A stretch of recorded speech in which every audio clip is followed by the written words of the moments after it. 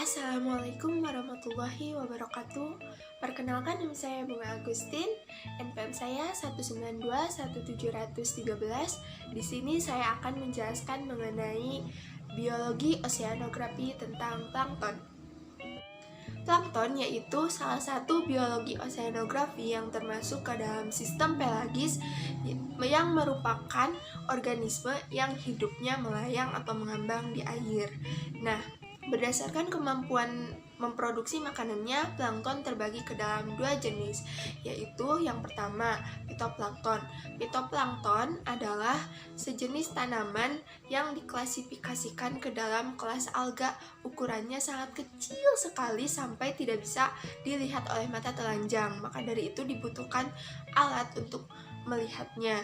Nah, kemampuannya dalam berfotosintesis sehingga berfungsi sebagai produsen utama dalam sistem pelagis. Yang kedua, ada zooplankton, adalah plankton yang terdiri dari kelompok hewan. Nah, secara umum kemampuannya zooplankton ini bisa bergerak. Pergerakannya secara vertikal naik ke atas permukaan laut, hal itu agar menghindari mangsa. Tetapi zooplankton ini pergerakannya pun sangat terbatas sehingga mengikuti pola arus laut. Kemudian saya mengambil studi kasus berupa variasi plankton di daerah penangkapan ikan di perairan Malang Selatan, Jawa Timur. Nah, perairan Malang Selatan ini merupakan bagian dari perairan selatan Jawa yang berbatasan langsung dengan Samudra Hindia dan sangat potensial sebagai daerah penangkapan ikan. Nah, daerah penangkapan ikan ini merupakan suatu daerah di mana faktor lingkungan sangat mempengaruhi dan harus sesuai yang disukai ikan, yang dimana menjadi sasaran penangkapan karena ketersediaan makanan yang cukup bagi ikan, sehingga kelimpahan berbagai jenis ikan pelagis terutama ikan pemakan plankton secara langsung dipengaruhi oleh ketersediaan plankton di suatu perairan. Berdasarkan hasil penelitian dari di perairan Malang Selatan, Jawa Timur ini, dihasilkan bahwa terdapat parameter yang menentukan kelimpahan plankton-plankton di perairan tersebut.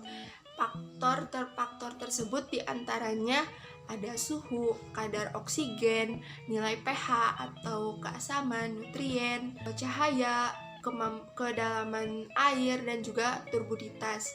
Berdasarkan hasil pengukuran parameter oseanografi pada kedalaman 1 meter dan 15 meter, kelimpahan fitoplankton itu tinggi terjadi pada suhu yang relatif rendah antara 28 sampai 29 derajat Celcius. Di perairan Malang Selatan ini suhunya termasuk ke dalam rendah, yaitu 29,36 derajat Celcius. Faktor yang kedua yaitu kadar oksigen. Sumber utama oksigen adalah dari hasil proses fotosintesis. Semakin subur suatu perairan, maka semakin melimpahnya fitoplankton yang akan meningkatkan kadar oksigen terlarut di dalamnya. Kadar oksigen di perairan Malang Selatan ini diduga karena adanya difusi oksigen dari permukaan dan besarnya hasil dari proses fotosintesis oleh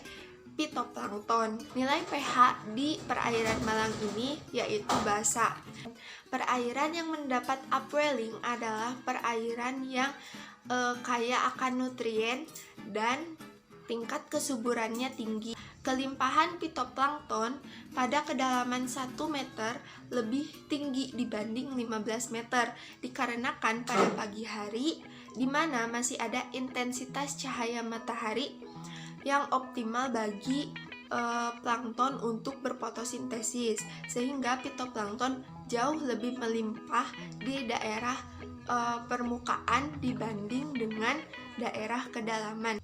Tapi ada beberapa titik di mana Kelimpahan fitoplankton ini rendah meskipun di permukaan. Hal ini karena adanya grazing oleh zooplankton. Tinggi rendahnya turbiditas tergantung pada intensitas cahaya matahari yang masuk ke perairan, di mana jika turbiditas rendah, maka cahaya matahari yang masuk ke perairan akan lebih optimal dan akan dimanfaatkan fitoplankton untuk berfotosintesis. Maka dari hasil penelitian yang disesuaikan dengan penjelasan tadi, diperoleh kesimpulan bahwa perairan Malang Selatan, Jawa Timur didominasi oleh fitoplankton sebanyak 49,764 sel per meter kubik dan zooplankton 844 inti sel per meter kubik dengan kondisi ekologis di perairan Malang yang cukup stabil.